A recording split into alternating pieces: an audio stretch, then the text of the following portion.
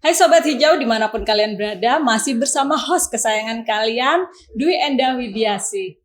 Dalam segmen Rotan Muri, obrolan hutan Merbetiri. Podcast kita kali ini mengambil tema tentang sinergi di garis batas, hutan lestari, masyarakat sejahtera. Nah, tema ini menjadikan inspirasi mungkin bagi Sobat Hijau semua, yaitu bagaimana peran masyarakat itu sangat penting, terutama dalam bidang pelestarian hutan dan penggerak ekonomi masyarakat sekitar hutan. Dan tanpa berlama-lama lagi, saat ini saya sudah kedatangan 2 bintang tamu yang sangat luar biasa dan sangat spesial. Pasti sudah penasaran bukan?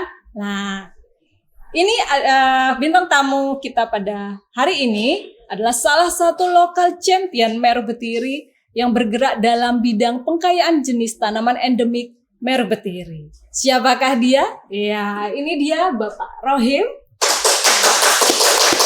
Selamat datang Pak. Sehat Pak? Alhamdulillah sehat. Alhamdulillah. Oke, dan satunya lagi saya punya 2 bintang tamu. Yang satunya lagi ini juga sangat luar biasa, yaitu seorang penggerak generasi muda. Ya, penggerak generasi muda dalam bidang ekonomi kreatif di salah satu desa penyangga kawasan Merbetiri. Siapakah dia? Yaitu Mas Bram Ardiansyah. Selamat pagi Mas. Pagi Kak. Gimana kabarnya? Alhamdulillah baik Kak. Alhamdulillah baik. Oke, mungkin kita akan ngobrol santai gitu ya. Boleh. Pak Rohim dan Mas Bram. Ya. Ini di sini nih sudah tersedia loh Mas. Pak, ada kopi. Nah, terus ada beberapa ini kayaknya salah satu produk gitu. Benar, Salah benar. satu hasil karya dari Pemuda Mandiri. kelompok dari Mas Bram dan Pak Rohim. Oke. Ya. Kita akan ngobrol santai begitu ya, mungkin Ya. bergiliran atau nanti mungkin saling bersama-sama gitu ya. Oke. Nah, Sobat Hijau, beliau-beliau ini adalah seorang yang sangat luar biasa yang mungkin akan menginspirasi Sobat Hijau semua. Ya, mungkin dari Pak Rohim saya akan ngobrol gini Pak, yang saya dengar ya, sampai saat ini Pak Rohim itu masih eksis mengembangkan tanaman jenis endemik di Merbetiri begitu. Iya. Nah, tanaman jenis apa itu Bapak? Yang baru-baru ini Mbak, karena itu juga dari Merbetiri kan ada penelitian jenis tanaman langka Mbak. Saya sebagai masyarakat itu tergugah Mbak, untuk ikut serta dalam andil program kegiatan ini.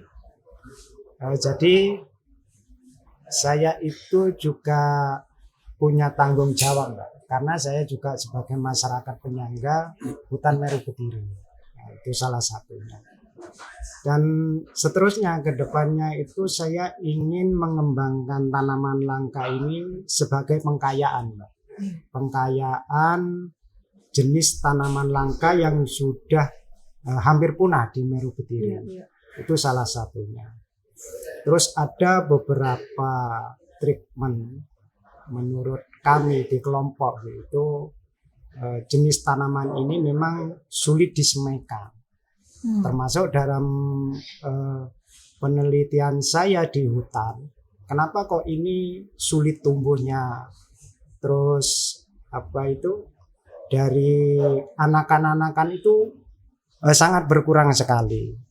Jadi saya tertarik untuk mengembangkan dengan cara menyemaikan dari bijinya Mbak. Dari biji.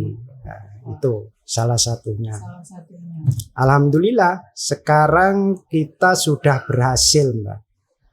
Dan itu panjang Mbak ceritanya. Ceritanya itu panjang. Dari tingkat kesulitannya bijinya itu jatuhnya, sebelum jatuh aja sudah ada Treatment. adaannya Mas. Ada kendala dari biji itu sudah ada yang hamanya. Oh. Di atas pohon itu Oke. sudah ada hama. Itu salah satu kendalanya. Nah, ternyata di situ itu kendala yang pertama itu sebelum biji ini sudah mulai membentuk, itu sudah ada lalat buah yang menyengat, Mbak. Dia bertelur di dalam calon biji Calon itu. biji itu. Nah, itu salah satu. Nah, setelah sama teman-teman itu saya cari di dalam hutan, ternyata jatuh pun itu sudah ada yang menanti, Mbak. Termasuk satwa-satwa yang ada di Meru Betiri. Itu salah satunya. Nah, tapi kita kan nggak putus asa, Mbak, tentang hal itu. Nah, kita tetap berusaha gimana caranya nanti kita itu kebagian bijinya. Itu salah satunya, Mbak. Itu yang kita teliti terus. Oh, ini sudah waktunya musim jatuh. Nah, itu harus cepat-cepat, Mbak. Kita itu harus cepat-cepat ambil bijinya. Nah, sekarang teman-teman di hutan itu sekarang mencari titik-titik DH Asianya, Mbak. Ya. Kalau dulu kita kesulitan biji kasin, Mbak. Tapi sekarang kita yang jadi PR itu di dalam hutan itu biji dari DH Asia. Nah, itu. Ya, alhamdulillah sekarang, Mas, Keren. kita sudah menemukan titiknya. Bahkan kita sudah punya yang sudah menghijau, Mbak. Menghijau Iya, bijinya. bijinya. Iya, sudah membentuk lah itu bijinya. Dan kita sudah bawa itu bijinya sekarang. Alhamdulillah nanti insya Allah di bulan 6 itu sudah tua, Mbak. Keren. Itu, Mas. Nah, makanya kita itu diskusi dengan teman-teman, gitu. Kita harus tahu cara menyemai dari biji. Waktu itu kita dapat tugas dari Meru Betiri gimana caranya menyemai dalam program bioprospeksi itu. Kita itu di hasil masih ambil anakan, Mbak. Dan itu pun nggak direstui sama Pak Balai. Makanya kita harus berusaha. Kita punya tanggung jawab dan kita punya hutang, Mbak. Hutang tanggung jawab. Gimana caranya kita bisa menyemai dari bijinya? Karena kalau kita nggak tahu menyemai dari bijinya, percuma kita ambil anakan. Sedangkan di sana sudah hidup. Nah, cuma ya ada manfaatnya, tapi nggak seberapa, nggak bisa 100%. Kalau kita bisa mengambil dari bijinya, Mbak, itu nanti kita bisa mengembangkan tanpa mengurangi yang sudah ada, yang sudah hidup di dalam Meru Betiri. Nah, itu salah satunya. Terus ke depannya, Mbak, itu kita ada program demplot, Mbak. Salah satunya di lahan saya. Kemarin saya sama Mas Indra dan teman-teman dari Meru Betiri sama kepala resort dan staf-staf yang ada, kita sudah melakukan uji coba penanaman kasin sama DH Asia. Kasin dan DH Asia ya, Pak. Di Asia. Oke. Ini di sini contohnya ya, Pak. Iya. Yang dibawa ini. Iya. Oke, mungkin bisa dijelaskan, Pak, yang mana kasin, yang mana DH iya. Asia ya. Nah, Nah, ini teman-teman sobat Ini. hijau semua. Ini ya. adalah jenis tanaman endemik Meru Betiri yang terancam punah begitu. Betul. Dan Termasuk Mas langka. ya Langka, termasuk Mas. langka. Ini yang jenis langka. Nah, yang ini, Mbak, ini yang jenis DH Asia. Ah, ini DH Asia. Iya. Nah, ciri-cirinya Cuma Pak, ciri-cirinya daun tipis, daun tipis. terus dari ketinggian 30 cm dia sudah keluar cabang. Oh, gitu. Itu ciri-ciri dari DH Asia. 10 cm keluar. Dalam pengamatan saya, kenapa kok DH Asia itu sulit untuk pengembangan cepat tingginya, cepat besarnya, kenapa kok sulit? Karena dia batangnya lebih keras daripada kasin. Lebih padat. Lebih padat. Nah, ini yang jadi masih dalam pengamatan saya. Nggih. Kenapa kok ini bijinya itu penyemaiannya lebih mudah, tapi tingkat dari pengembangannya di persemian itu sangat minim. Nah, setelah saya amati ternyata DHA lebih keras batangnya Mbak itu. Kalau untuk kulit Mbak, untuk kulit itu sama tebalnya. Nah, nanti saya ceritakan kulit sama kasin itu ada beda Mbak. Oh, ada beda. Kalau DHA itu kulitnya lebih kering Mbak. Lebih kering. Jadi tingkat lendirnya itu masih kurang. Lebih banyak kasinnya. Oh gitu. Iya. Nah, ini yang jenis DHA. Oke, yang kasin. Terus yang ini Mbak, jenis kasin yang sudah kita kembangkan dengan tingkat kesulitan penyemaiannya Mbak. Nah, Lebih ini sulit berarti ya Pak. ini lebih sulit. Iya. Dan kita melakukan beberapa cara apa itu? Eksperimen, Pak ya. Iya, eksperimen. Coba. Salah satunya dengan cara merendam dengan ZPT Oke. organik. Iya, iya. Sudah Mbak. Terus setelah itu dengan ZPT yang kimiawi. Sudah. Tapi nggak bisa tumbuh Mbak. Tapi kita nggak kurang nggak kurang motivasi. Saya yakin ada batang, ada buah pasti bisa tumbuh. Betul. Cuma kita cari caranya aja. Seperti itu. Setelah itu Mbak, saya amati nggih. Setelah saya kelupas kulit luarnya, setelah kulit luar itu sudah terkelupas, saya pecah ya. Nah, ternyata biji kasin itu kelopak buahnya itu 2. Nah, dia berarti bisa tumbuh. Kalau di cangkangnya itu dilepas, Mas. Cangkangnya harus dilepas. Jadi harus dibuka sendiri. Iya, Berarti iya, dibantu manual ya Pak? iya. Ini karena tingkat kekerasannya luar biasa. Oh. Itu pun harus pakai palu, Mbak. Oh. Cara mecahnya. Nah, kita Saking kerasnya berarti. saking kerasnya, Mas. Nah, itu sama dengan teman-teman ya, kita melakukan dipukul. Belahnya, cara belahnya. Ya, cara membelahnya itu setelah itu kita semai tanpa perlakuan kimiawi ataupun gitu. ZPT dari organik. Nah, bisa ya Pak ya? Dalam uji coba pertama, Mbak, itu kita tumbuh dalam waktu 12 hari. 12. Alhamdulillah. Wah. Keren. Keren. Waktu pertama Mbak, 1 bulan kalau cangkang nggak terbuka, itu nggak bisa. 1 bulan nggak bisa tumbuh. Memang harus dibantu. Harus dibantu. Nah, beda lagi dengan DH Mbak, bijinya. Kalau DH itu dia tunggal Mbak. Jadi dia tumbuh nggak mecah. Jadi tumbuhnya dari samping Mbak. Seperti kelapa. Dia langsung keluar tunas Mas. Langsung keluar tunas. Langsung. Tunggal dia. Bijinya itu tunggal. Nggih. Jadi nggak ada kelopak buah. Dia itu tunggal. Kalau dari DHA Asia.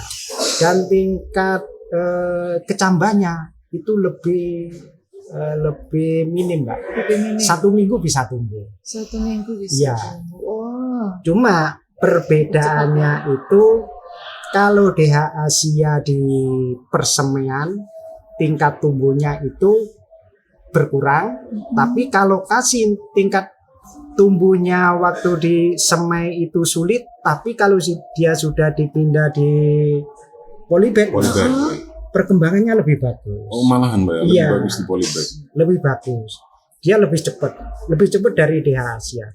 Yang ini sudah umur 1 tahun, Mbak. Oh, ini Terus 1 tahun sekian, Mbak ya? Ini 1 Percobaan tahun. 1 Iya. tahun ini Pak. Kalau ini Yang kasin yang kasin ini bulan Januari kemarin. Januari Ya, sekarang. ini sudah bulan Keempat. 4. Berarti 4 bulan. Ya. Ini 4 bulan, Mbak. Ini 1 tahun ini. 1 Mbak. tahun ya. Itu pun dari anakan, Mbak. Anakan. Anakan. Berarti effortnya tinggi kan? Lebih Betul. tinggi. Iya, jadi luar biasa ya. Tinggi dari banget. Oh. ada perbedaan beberapa, yaitu semakin keras batang, itu tingkat pengembangannya tumbuhnya Tumbuhnya itu lebih lambat. Lebih Betul. Betul, gitu. Jadi seperti 1 itu. tahun sekian. Iya, Pak. Iya, 1 tahun. Perbedaan antara Keren sih. kasin Keren. dan dehasia. Nah, ini masih banyak yang harus kita ketahui, Mbak. Iya.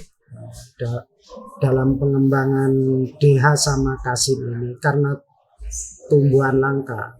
Sekarang kita sudah mentargetkan 12.000. Target 12.000. 12.000. DH 6.000, DH 6.000, kasin 6.000. kasin 6.000. Cuma kita sudah punya persemian untuk bioprospeksi Ya. itu 1.500. 1.500. Ya. Wah, Keren. Itu, Mbak. Alhamdulillah. 6.000. 12.000 tambah 1.000. Pokoknya jangan tiap hari 1 aja, Pak. Nanti Iya. 6.000 dikali 1 tahun aja sih enggak. Oh ya itu Pak. Makanya itu, Mbak. Kenapa kok dinamain langka? Ya itu, Mbak. Betul. Dari tingkat Pertumbuhannya. tumbuhannya sudah sulit. Sudah sulit. Nah, kita sebagai masyarakat penyangga hutan Meru Betiri, kita punya tanggung jawab supaya ini cepat menyebar Iya. ke seluruh Meru Betiri. Betul. Kalau bisa sampai keluar Jawa nggak masalah. Masuk akal. Kita siap Masuk akal. untuk mengembangkan ini, Mbak.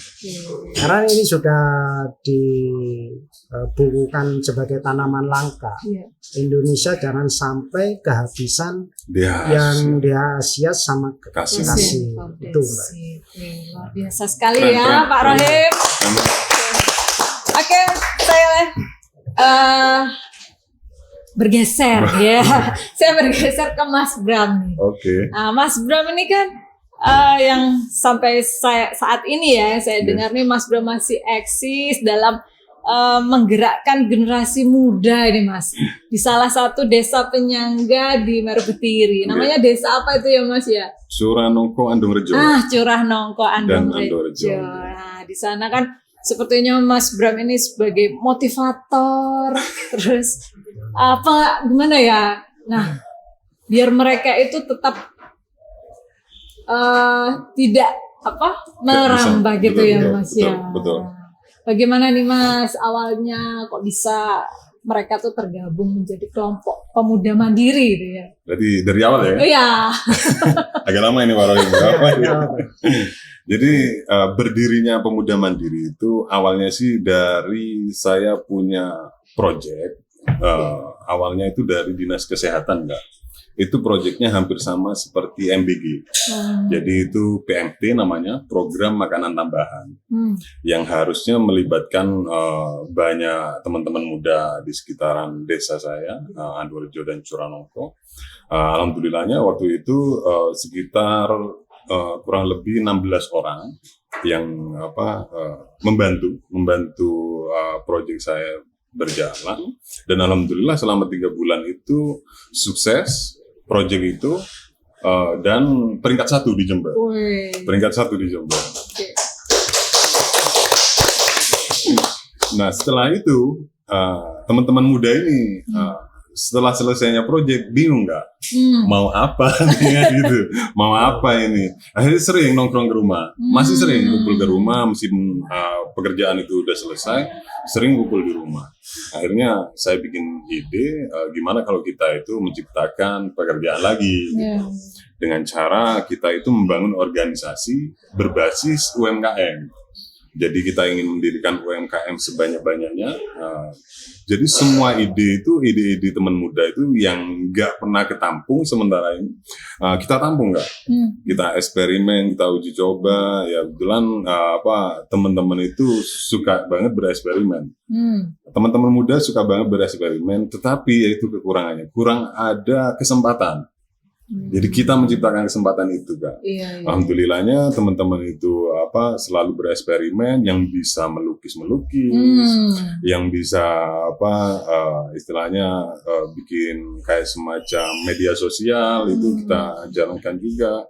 Jadi semuanya handcraft juga kita kembangkan. Alhamdulillahnya teman-teman mau bergabung, dan juga yang nggak punya ide pun anak muda ini kan kayak lembaran kosong gitu. Iya. Bisa kita isi kan gitu.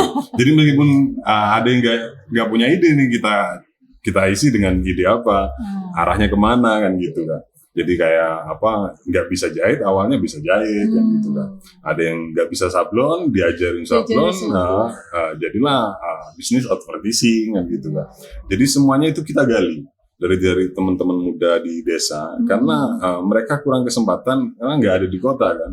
Yang istilahnya kalau untuk di desa itu kan kekurangan bahan, kekurangan teman-teman kreatif kan gitu kan. Jadi kita kembangkan kita eksplor teman-teman muda itu untuk mengembangkan ide-idenya. Ya awalnya itu dari UMKM yang kita jalankan itu dari makanan-makanan. Jadi kayak kudapan, juga dari lukisan, itu semuanya kita ambil. Nah, kebetulan menangnya kita di tahun-tahun ini itu teknologi juga arahnya kan ke sana kan. Jadi media sosial itu kita manfaatkan untuk kita live-kan nantinya gitu. Jadi istilahnya itu biar untuk memajukannya di desa pun bisa sekarang kan gitu. Kalau zaman dulu Pak Rohin, di desa kita harus ke kota dulu nih, menjual barang kan gitu Pak. Tapi kalau untuk sekarang kita live aja di desa cukup kan, gitu. Tapi ya itu kekurangannya kalau untuk teman-teman muda ini kadang kurang pede, kurang percaya diri untuk live seperti ini. Pak Rohim itu kan kurang pede. Kita juga mindsetnya kita rubah pelan-pelan. Makanya waktu diundang waktu program IDH Asianya Pak Rohim tuh, itu anak-anak muda semua yang datang Pak, supaya kita itu mengajarkan gini loh, kepercayaan diri itu kayak gini loh. Jadi gitu. Jadi dari segala lini itu kita ajarkan untuk anak muda. Jadi bukan hanya tentang UMKM aja, kita juga melestarikan lingkungan juga. Karena kita ini alhamdulillahnya udah bermitra dengan Balai Taman Nasional. Jadi kita itu istilahnya belajar juga nih. Apa sih Taman Nasional itu? Oh ternyata hutan lindung. Kita harus melindungi nih yang gitu kan. Dengan cara apa? Jadi kita kombinasikan itu antara UMKM dengan melindungi hutannya kan gitu kan. Jadi kita melindungi, kita menciptakan UMKM gimana caranya supaya nggak merusak alam.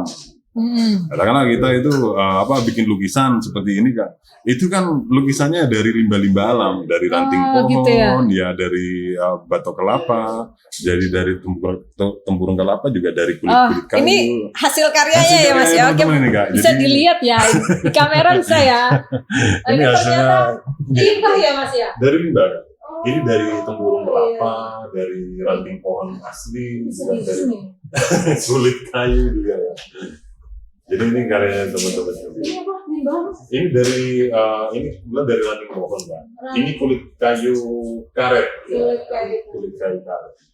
Wah, ini keren sekali. Jadi limbah-limbah semua kan. Nah, ini Sobat Hijau, ini salah satu karya dari kelompok pemuda mandiri. Dari kelompok Mas Bram. Nah, ini semua ini adalah hasil karya anak bangsa yang ada di desa penyangga di Merpetiri. Keren. Yang ini juga Mas? Iya betul. Wah, ini kebetulan teman-teman yang bikin dari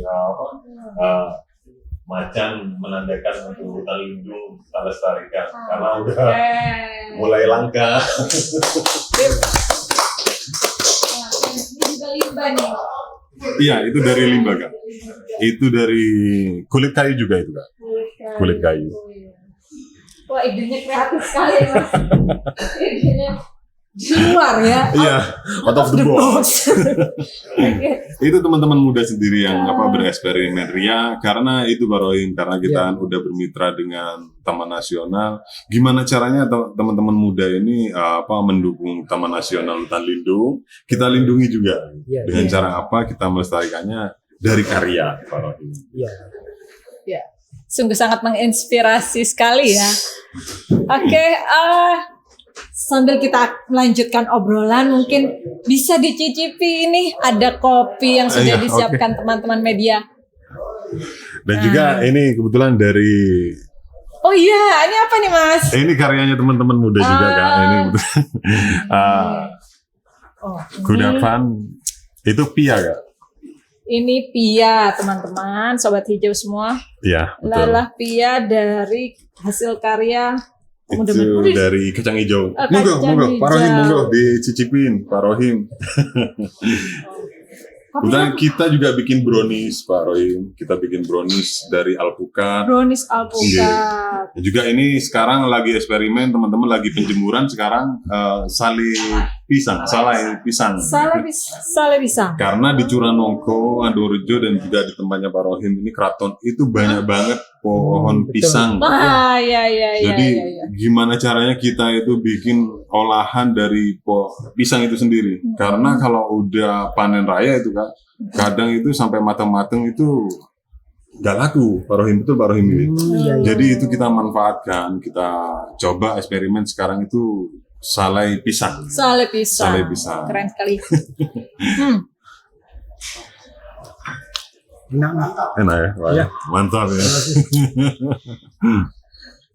Nah, ini kopi ini bukan sembarang kopi ini, Pak.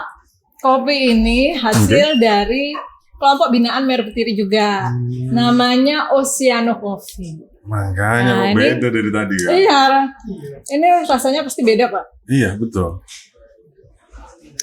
Saya di tempat saya ada olahan juga, tapi dicampur. Iya loh. Berjagung enggak? Campur jagung Pak Rohim. Iya. Oke, kita lanjut lagi ya. Ini dari berjalannya waktu sampai saat ini kan pasti butuh proses. Betul. Nah, proses itu kan tidak mudah. Nah, mungkin mau share sedikit apa sih kendala yang benar-benar waktu itu menjadi wah ini susah sekali untuk dipecahkan dan triknya apa? Seperti itu. Mungkin Pak Rohim dari Pak Rohim sendiri apa Pak? Terima kasih, Mbak. Jadi awal mulanya itu saya juga petani. Jadi petani ya awal mula. Saya itu ditunjuk jadi ketua kelompok itu otodidak. Jadi Keren banget. enggak secara pemilihan waktu itu. Nah, waktu itu kita ditahan sama anak istri. Nah, setelah itu petugas datang. Oh.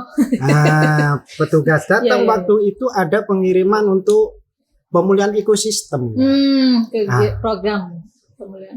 Di situ sudah ada program, tapi ketuanya nggak ada. Oke. Nah, tiba-tiba Pak Rohim aja langsung tunjuk gitu. Oh, saya nggak sanggup Pak, saya belum berpengalaman. Saya nggak cari orang yang berpengalaman. Saya cari orang yang punya kemauan. Keren banget. Ah, itu Mbak. Keren banget. Jadi saya ya juga merasa punya tanggung jawab. Akhirnya saya mau Mbak. Nah, setelah itu dalam perjalanan waktu terus kita ngumpul dikasih pembinaan sama Merpetiri sama penyuluh. Terus kita tukar pendapat sama petani juga.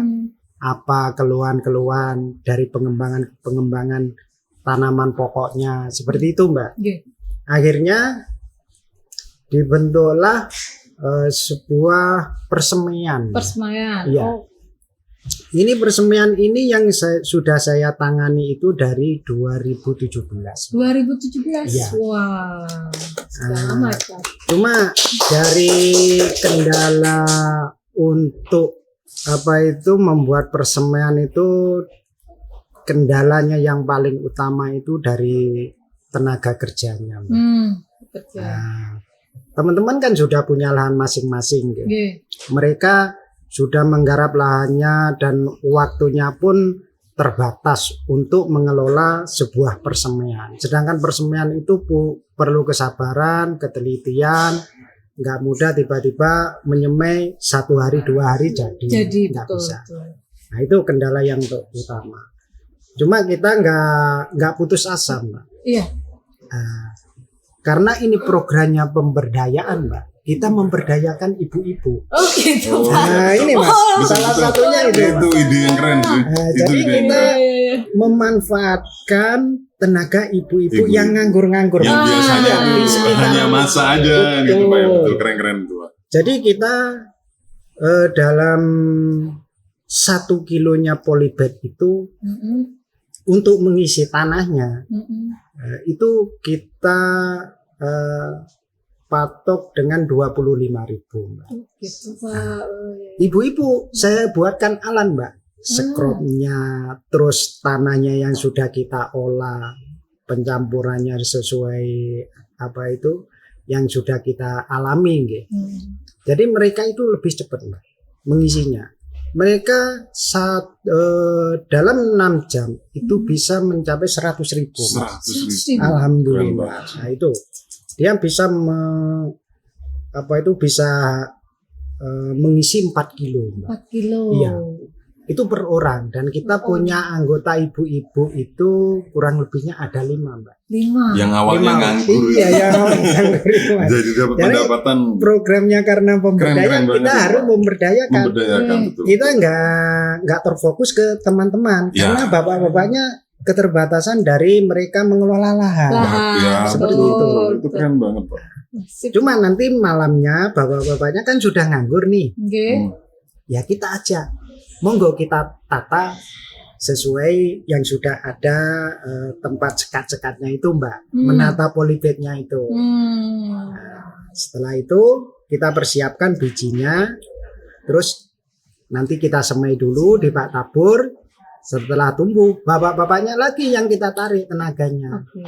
Nah, seperti itu. Nanti untuk penyiangannya, Mbak, itu kita tetap ibu-ibunya, Mas. Ibu-ibu lagi. Karena sambil ngobrol nyantai itu paham. penyiangannya itu lebih bersih. Wah. Iya. Kalau bapak-bapaknya yang jelas itu terpikir, wah, terburu-buru. Ini gimana cara cepatnya? Itu hasilnya enggak. Kodratnya laki-laki sama perempuan kayaknya. Nah, itu. Berkolaborasi. Nah, seperti itu, Mbak, kendalanya. Cuma kita dalam pengembangan itu nggak hanya dikasih. Kita itu sekarang itu sudah pengembangan di jenis mengkudu, Mas. Yang MPTS-nya. Kita sudah punya kontrak dengan pabrik, itu sekarang itu sudah kontraknya selama 10 tahun. Karena manfaatnya yang banyak. Betul, ya itu. Nah, sekarang masyarakat di Taman Nasional Meru Betiri itu sudah merasakan manfaat dari tanaman mengkudu, Mbak. Nah, kalau masyarakat itu bilang, oh nggak hasil, ini berarti masyarakat yang kurang kreatif, menurut saya. Jadi mereka itu harus banyak motivasi selain tanaman endemik, Mbak. Gimana caranya mengangkat ekonominya itu nggak terlambat menurut saya, gitu. Jadi ada pemasukan setiap bulannya, setiap harinya harus ada pemasukan. Keren Dan banget. kita mengembangkan nggak hanya mengkudu, Mbak. Kita punya tanaman lilitan cabai Jawa. Oh, ada cabai Jawa Iya. juga. Kita sekarang itu di persemaian itu banyak permintaan, Mas. Alhamdulillah. Dari motivasi kita. Ke depannya itu cabai Jawa kan prospeknya bagus. Betul, Pak. Cabai jamu kan itu, Pak. Iya, Ya? cabai jamu. Cabai jamu. Nah, itu ke depannya ini nanti mau kita lakukan sebuah progres, yaitu setiap tanaman pokok itu menanam cabai Jawa dengan ketinggian 1 meter aja. Jadi jangan sampai melilit tinggi. Nah, untuk mengurangi risiko kecelakaan, Mbak, nanti ke depannya seperti itu. Nah, itu sudah dalam penelitian saya, Mbak. Alhamdulillah kita sudah melakukan dalam satu jalur itu kita rebahkan, Mbak. Cabai Jawa. Ini mungkin belum dikenal oleh semua masyarakat petani cabai Jawa. Ini kita rebahkan, Mas. Iya. Cabai Jawa kita rebahkan. Berarti teknik baru itu, Pak. Teknik baru. Jadi Direbahkan. tunas itu keluarnya lebih banyak. Sedangkan tunas yang keluarnya banyak ini kan setiap ruas itu mengeluarkan akar, Mas. Kalau naik ke atas, dia makannya kurang. Betul. Makanya saya rebahkan. Itu berdasarkan eksperimen sendiri, Pak. Betul. Ini masih keren. Keren banget. Keren banget. Jadi sekarang Asli.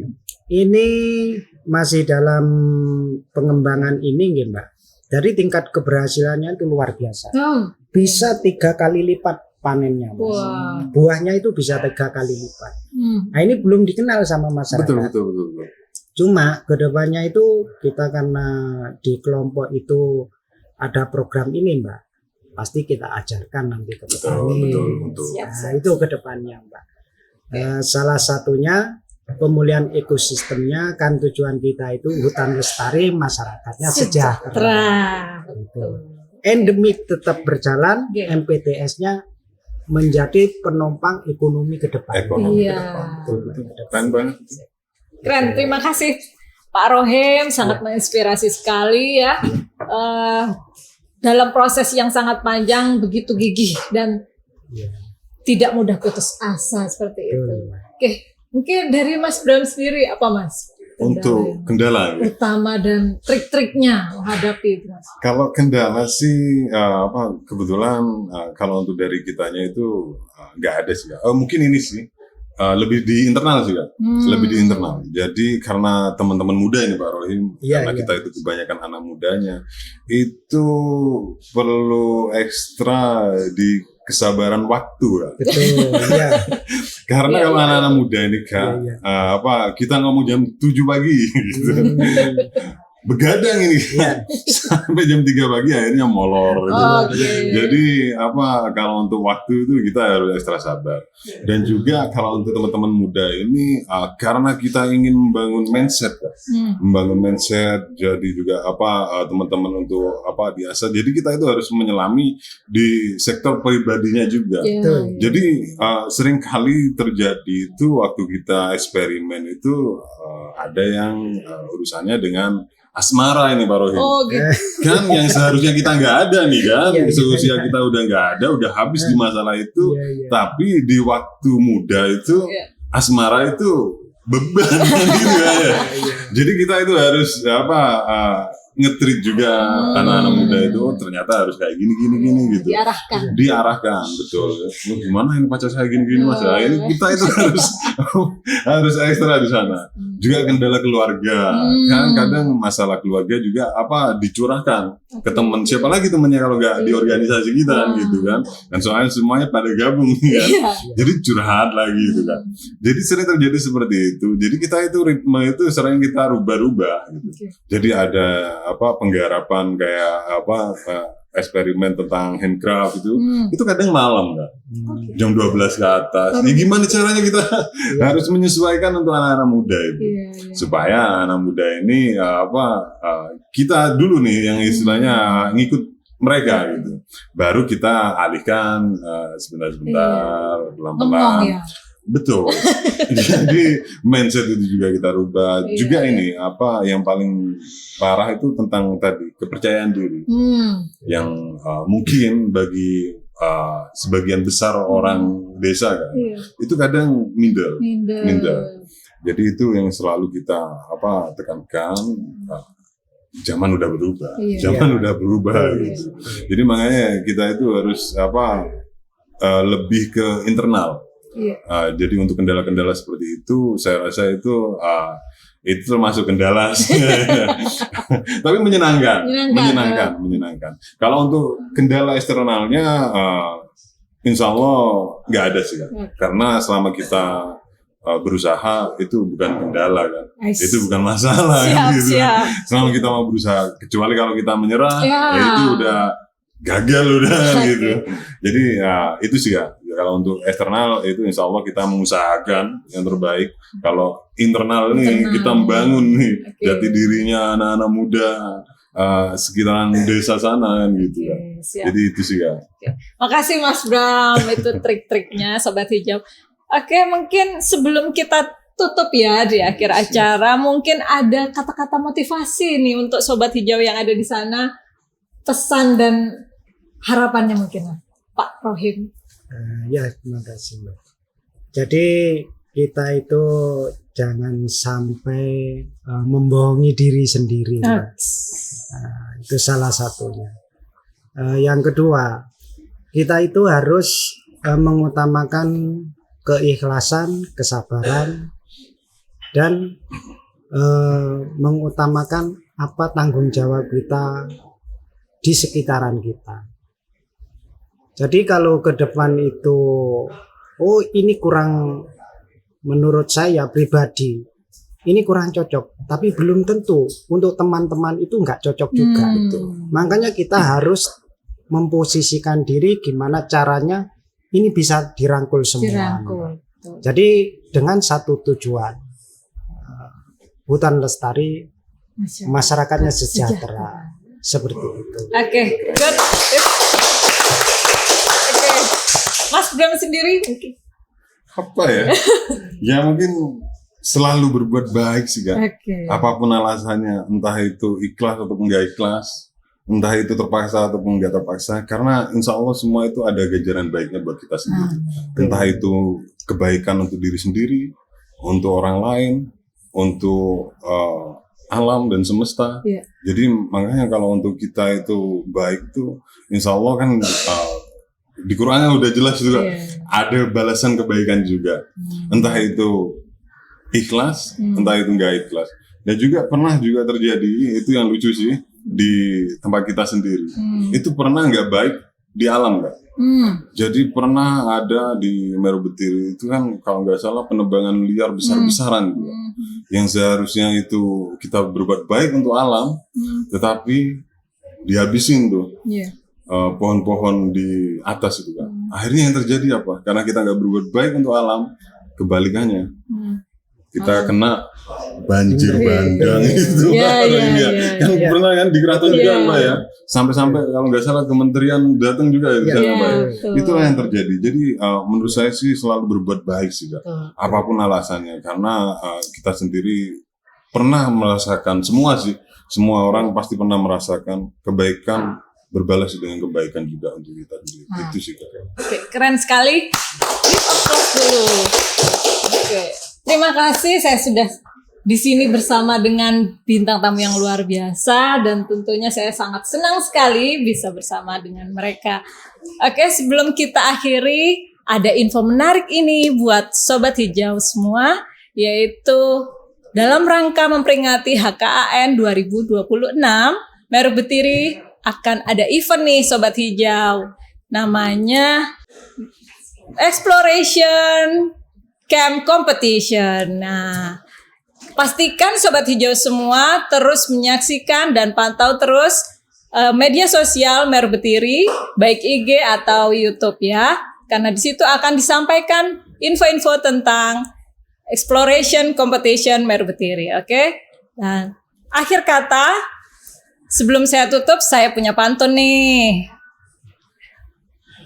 Desaku namanya Wono Asri. Cakep. Indahnya tidak terkira. Hutanku tetaplah lestari. Cakep. Masyarakatnya sejahtera. Oke, saya Dwi Enda Widiasi mohon undur diri. Jika ada kata atau perilaku kami yang kurang berkenan, kami mohon maaf. Sampai jumpa dan salam lestari.